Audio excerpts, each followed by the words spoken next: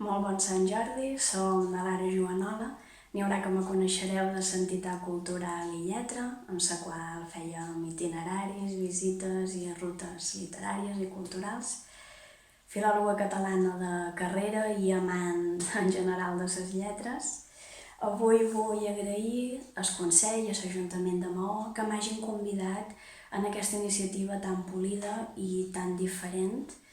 Viurem avui una diada redossa, un nom molt ben trobat, un Sant Jordi des de Ca Nostra, per aquesta situació tan excepcional, i per això trobo que ara més que mai necessitem cuidar la cultura i que entre tots i amb accions com aquesta d'avui ajudem a tirar-la endavant.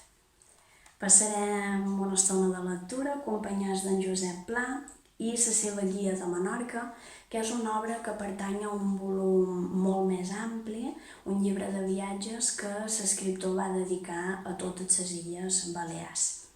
Josep Pla va néixer a Palafrugell. Des de ben jove, com a periodista, va visitar en diverses ocasions Menorca i es va inspirar en l'illa per escriure articles i diferents reportatges i posteriorment aquesta obra. Va venir, com dic, en diferents ocasions. La darrera va ser l'any 1974, quan ell en tenia 77, i empra unes descripcions molt acurades, on inclou la seva opinió, hi ha comentaris bastant personals.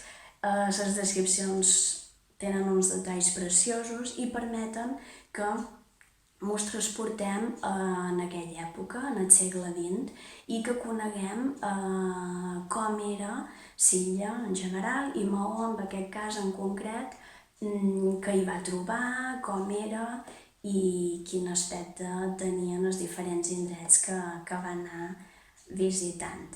Si m'acompanyeu, veurem un poc com era Maó i el seu port, que és el capítol que he triat, el capítol 9è, que és un poc llarg i per tant he fet una selecció de fragments. Maó i el seu port. Diu així: el turista, sens dubte, no es deixarà perdre la visió del port de Maó, des del moment que el vaixell que el transporta enfila la boca d'aquest port sorprenent. Constitueix un espectacle inusitat arreu de la Mediterrània i per això és considerat un port natural notabilissim.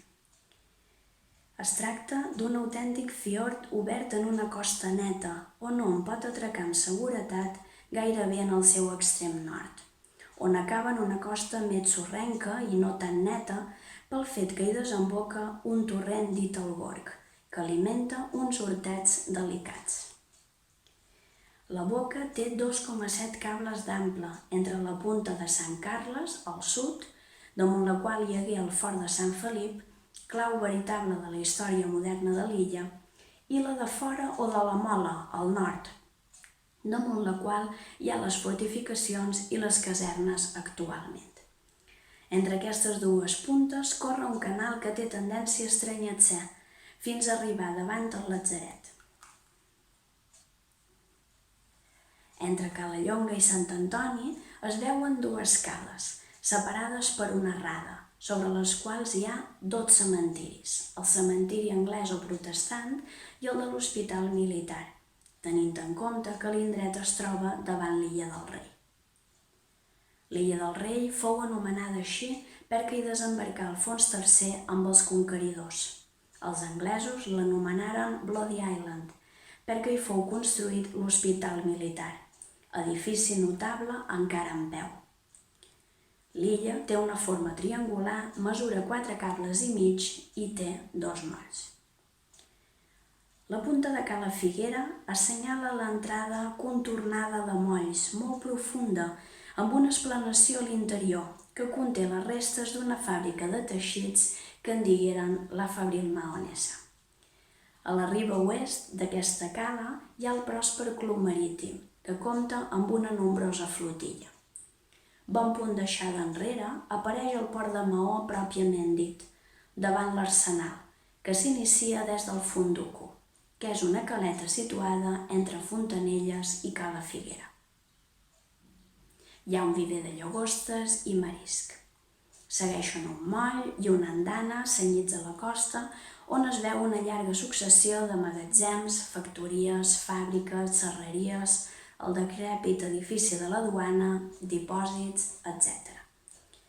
A la part superior d'aquesta riba, damunt l'esglaonat de la costa, hi ha la població de Maó, a la qual s'accedeix des de mar per unes rampes en ziga-zaga.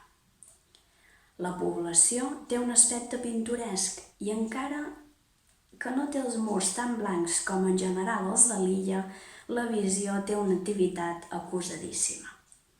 Segueix després en acabar els magatzems, el passeig de l'Alameda i el dipòsit d'aigües, punt en el qual la colàrsega gira en el Gorg.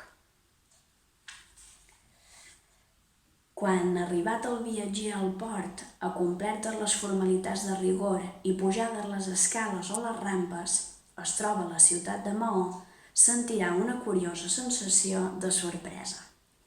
La ciutat és neta, avantatjada, molt ben traçada, perfectament pavimentada i de molt bon veure. L'Hotel Bustamante és tota una institució, però venint de la península es trobarà amb una població una mica diferent, amb ben pocs trets de les nostres poblacions, fins i tot amb escasses característiques d'ancianitat i amb un segell personal inconfusible. Aquest segell tan personal el dona a Maó l'empremta deixada a la ciutat per la dominació anglesa, que s'hi manifesta principalment als carrers i al paisatge del port. A les façanes de les cases de Maó no hi ha balcons i, per tant, manquen de l'abundància de ferros industrials que tant contribueixen a donar als nostres suburbis l'aire cridaner, vulgar i meridional que tenen. Les finestres són de guillotina, a la manera anglesa, i estan tancades per de fora per porticons a la vella usança pagesa. Això dona a les cases una simplicitat i una modèstia delicioses. Semblen dibuixades per infants. No deixen entreveure cap caprici, ni la més lleu pedanteria personal. Són el record deixat per un poble que de les cases n'estima més l'interior que els pretextos per abocar-se a fora.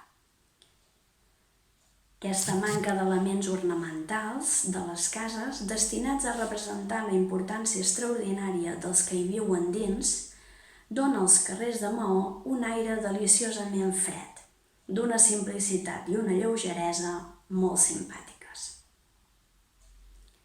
Si contemplem el port des del mirador del passeig d'August Miranda, a la primavera sobretot, que la terra és verda, tenim la impressió de veure una miniatura del paisatge del sud d'Anglaterra.